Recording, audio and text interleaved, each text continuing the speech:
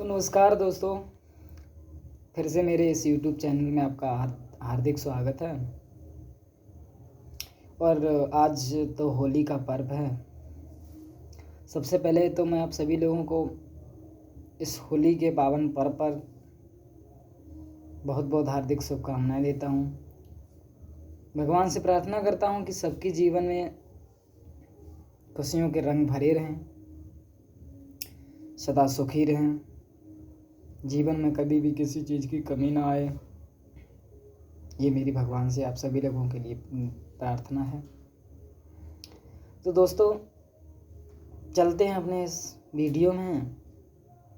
बताएंगे कुछ नया आपके लिए, आपको कुछ मोटिवेट मिलेगा। तो दोस्तों, हम जिस अपेक्षा और आशा के साथ जी रहे हैं और लगातार निरंतर काम कर रहे हैं, हमें उसका धैर्य रखना पड़ेगा और कामयाबी भी मिलेगी। दोस्तों, किसी भी कठिन कार्य को करने के लिए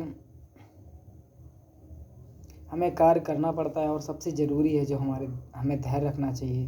दोस्तों, व्यक्ति के अंदर धैर्य ही बहुत कम होता है, क्योंकि हर कोई ये चाहता है कि मैंने आज कोई काम किया और उसका कल परिणाम मिल जाए। और ऐसा तो होना नामुमकिन है, क्योंकि हर चीज़ के लिए वक्त लगता है और वक्त एक प्रतीक्षा की तरह होता है। जब हम वक्त काटेंगे तो प्रतीक्षा करनी पड़ेगी। दोस्तों, एक पिता का एक लड़का था। वो कभी इंतज़ार नहीं करता था। उसको कोई भी चीज़ चाहिए होती थी तो वो तुरंत कहता, पिताजी मुझे ये चीज़ चाहिए, आज मंगाए तो आज ही चाहिए।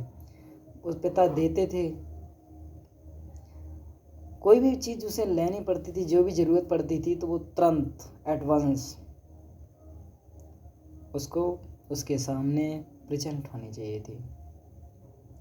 दोस्तों, वो पिता बहुत परेशान था। एक बार क्या हुआ कि उसके गांव में एक महात्मा जी आए, एक संत आए, एक भगवान के रूप में आए। दोस्तों, कहते हैं ना कि जब हमारा कुछ अच्छा होने वाला होता है तो किसी न किसी रूप में कोई न कोई रास्ता ज़रूर मिलता है। तो उस गांव में जब महात्मा जी आए, सारे लोगों ने बताया कि महात्मा जी बहुत अच्छे हैं, कुछ न कुछ सिखाते हैं, कुछ न कुछ देते हैं, एक अच्छी राह बताते हैं, एक अच्छी राह देते हैं। तो वो पिताजी थे, अपने उस पुत्र को लेके महात्मा जी के पास पहुँचे। बोले, महात्मा जी, मुझे आपसे ज़्यादा तो कुछ नहीं चाहिए, कि भगवान की कृपा से मेरे पास सब है, लेकिन मैं इस लड़के से बहुत तंग हूँ, बड़ा परेशान हूँ। सो प्लीज़ कुछ आप करिएगा। महात्मा जी ने क्या क्या बात है, परेशानी तो बताइए, क्या परेशानी है इसको। तो महात्मा जी से उस व्यक्ति ने बोला कि ये मेरा पुत्र है, ये मेरी संतान है, इसको बिल्कुल भी धैर्य इसके अंदर तो है ही नहीं। किसी भी वस्तु की आवश्यकता पड़ती है तो उसे हाल ही में ही देनी पड़ती है, इसलिए मैं इससे बहुत परेशान हूँ। इसका कोई आप समाधान बताइए, इसका कोई सल्यूशन निकाल के मुझे दीजिए। तो महात्मा जी कहने लगे, ठीक है, बस आप परेशान मत होइए, आप चिंतित मत होइए। एक काम करिए, अपने इस संतान को मेरे पास में आप छोड़ दीजिए। दोस्तों, आज के समय में कोई भी किसी संतान के साथ तो रहना चाहता ही नहीं है, खासकर नवयुवक तो कभी भी नहीं रहना चाहेंगे, क्योंकि उनका कार्य कुछ और होता है। भगवान एक संत साधु के समान होते हैं, उनके साथ में कुछ और करना पड़ता है। तो बहुत कम ही लोगों को पसंद है ये चीज़। ना चाहते हुए उस संतान को उस पिता ने उन बाबा जी के पास छोड़ दिया। तो क्या हुआ दोस्तों, बाबा जी ने उसको अपने पास में रख लिया, और जब संध्या हुई, शाम का समय हुआ, तो बाबा जी लेके अपने आश्रम में गए। और उसी आश्रम में एक बगीचे में उस बच्चे को घुमाने के लिए अपने साथ ले गए उसी बगीचे में एक। तो भ्रमण करते करते बाबा जी ने कहा, बेटा, अच्छा वो बगिया जो थी वो फ्रूट्स की बगिया थी, फलों की बगिया थी। तो बाबा जी पूछने लगे, बेटा कि what is your favourite fruit.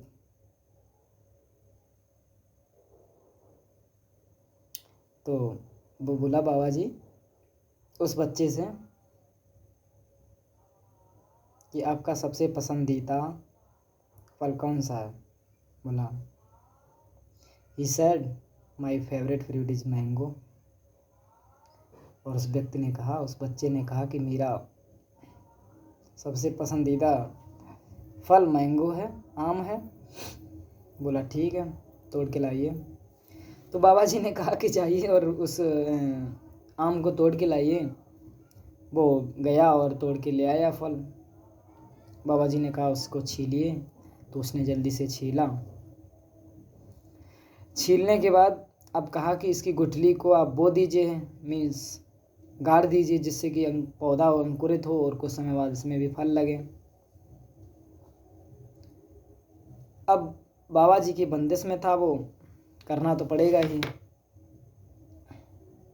जैसा जैसा बाबा जी ने बोला वैसा वैसा उस व्यक्ति ने किया, उस बच्चे ने किया। जब गुठली गाड़ने के बाद बाबा जी ने कहा चलो मेरे साथ, और उसी जगह के कुछ दूर एक स्थान पर बैठ गए और आधा घंटा व्यतीत हुआ। उसके बाद बाबा जी ने उस व्यक्ति से कहा कि जाइए बेटा, पता करके आइए वो क्या आम की गुठली जो आपने गाड़ी थी, आपने बोई थी, वो अंकुरित हुई, उत्पन्न हुई। तो वो गया, देखा, अरे कुछ नहीं। बोला कैसे बाबा जी हैं, इतनी जल्दी कैसे जम सकती, कितनी जल्दी कैसे उत्पन्न हो सकती है, अभी गाड़ने में कुछ भी समय नहीं लगा। बोला नहीं बाबा जी अभी नहीं। 15 मिनट बाद फिर भेजा बाबा जी ने। बोला अब देख के आइए। तो उसका शब्द वही था कि बाबा जी नहीं, फिर कुछ नहीं हुआ। तीसरी बार फिर भेजा बाबा जी ने कुछ समय पश्चात। तो वो सोचने लगा कैसे व्यक्ति हैं बाबा जी को, कैसे लोग विद्वान बताते हैं, इतना बड़ा भगवान मानते हैं, जब इन्हें यही नहीं पता है कि एक गुठली गाड़ने से क्या इतनी जल्दी से पौधा बन जाएगा, क्या इतनी जल्दी अंकुरित हो जाएगा, क्या इतनी जल्दी उत्पन्न हो जाएगा पौधा। मुझे तो नहीं लगता है बाबा जी कि ये इनको कुछ आता है। बाबा जी के पास गया, बेचारा दबाव में था, वो कुछ कह भी सकता नहीं था। बाबा जी ने कहा क्या हुआ बेटा। बोला महाराज जी अभी तो कुछ नहीं हुआ, ना कोई पौधा निकला, ना अंकुरित हुआ है। बेटे, बाबा जी ने कहा बेटे कोई बात नहीं, थोड़ी देर और इंतज़ार करते हैं। तो बाबा जी ने फिर वही कार्यक्रम किया अपना, आधे घंटा नहीं कटा और उसको फिर भेजा। बोला अब देख के आओ। उस बार उस संतान इतना परेशान था, इतना जलस था, इतना क्रोध में था कि अगर अब की बार भेजा तो मैं उन्हें सुना दूंगा। देखा वो ज्यों का त्यों गुठली जमी वैसी की पड़ी है, कुछ नहीं हुआ। तो बाबा जी के पास गया। बाबा जी ने कहा बेटा क्या हुआ। बोला बाबा जी कुछ नहीं हुआ। तो बाबा जी ने कहा चलो एक काम करते हैं कि वो गुठली निकाल लेते हैं और दूसरी गुठली गाड़ते हैं, ताकि हो सकता है कि वो गुठली खराब हो, इससे अंकुरित ना हो, यानी वो बीज ही ना अच्छा हो तो जमे क्यों, जमेगा कैसे। अब उससे रहा नहीं गया। बोले बाबा जी आप कैसे विद्वान व्यक्ति हो, आपको इतना कॉमन सेंस नहीं है कि अभी हमने 2 घंटे पहले ये गुठली गाड़ी है, ये गुठली बोई है, तो इतनी जल्दी कैसे अंकुरित हो सकती बाबा जी, महाराज जी। बोला बाबा तुझे यही तो समझाना चाहता हूँ मैं कि कोई भी हम काम करेंगे तो उसके लिए हमें धैर्य बहुत ज़रूरी है। किसी भी अगर बीज को बोएंगे तो उसका इंतज़ार तो करना पड़ेगा, तभी फल मिलेगा, तभी पौधा उगेगा। तो दोस्तों जीवन में मेरा कहने का बस मतलब यही था कि जीवन में बस धैर्य की बहुत आवश्यकता है और धैर्य रखना हमारे जीवन के लिए बहुत महत्वपूर्ण है। इसलिए हमें क्रोध करने से कुछ नहीं होगा, जल्दी पाने से कुछ नहीं होगा, लोग बिजनेस में क्या करते हैं कि एक साथ एक जगह पे एक दुकान डाली, उसमें फ़ायदा नहीं हुआ तो दूसरी जगह डाल दी, देश चले गए, विदेश चले गए, विदेश से फिर वापस आ गए, क्योंकि उनके पास बिल्कुल धैर्य है ही नहीं। वो चाहते हैं कि रातों रात हम पैसे वाले हो जाएं, लखपति हो जाएं।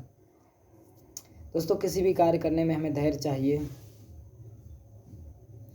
हमें ज़्यादा जल्दी बरतनी नहीं चाहिए, भगवान पर भरोसा रखना चाहिए। हमें अपने कार्य को एक निरंतर प्रयास करते रहना चाहिए और कभी भी ये ना सोचें कि आज हमने कोई कार्य किया है उसका परिणाम पॉजिटिव कल आ जाए, ऐसा नहीं होता है। किसी भी कार्य के लिए हमें धैर्य करना अति आवश्यक है। हमने अगर आज एग्ज़ाम दिया है तो रिजल्ट के लिए तो इंतज़ार करना पड़ेगा। तो दोस्तों, मेरा बस यही कहना है कि भगवान पे भरोसा रखें और शांति रखें, तसल्ली रखें, धैर्य रखें। बस बाद बाकी ऊपर वाले पे छोड़ दीजिए, अच्छा होगा आपके साथ। तो ठीक है, फिर मिलते हैं दोस्तों अगले एक नई वीडियो के साथ। और वो एक कहानी के रूप में वीडियो होगा, एक एपिसोड के रूप में वीडियो होगा। दोस्तों, मेरे चैनल को सब्सक्राइब करें और शेयर करें। दोस्तों, हम भी धैर्य रख रहे हैं। हम ये नहीं चाह रहे हैं कि आज ही हमने अभी भी चैनल बनाया है और एकदम से मेरे 1000-2000 सब्सक्राइबर्स हो जाएं। नहीं, ऐसा मैं नहीं सोच रहा हूँ। मैं तो सोच रहा हूँ कि मेरा जो कार्य है वो मैं कर रहा हूँ, उसके बाद में बस धैर्य रखे हुए हूँ। भगवान जब चाहेगा तब प्रमोट करेगा। बस उम्मीद ही उम्मीद है, और वैसे भी उम्मीद पे दुनिया कायम है, तो मैं क्यों नहीं। तो हैप्पी होली सभी दोस्तों को मेरी तरफ से, सभी परिवार को happy Holi, happy Holi, happy Holi. Thank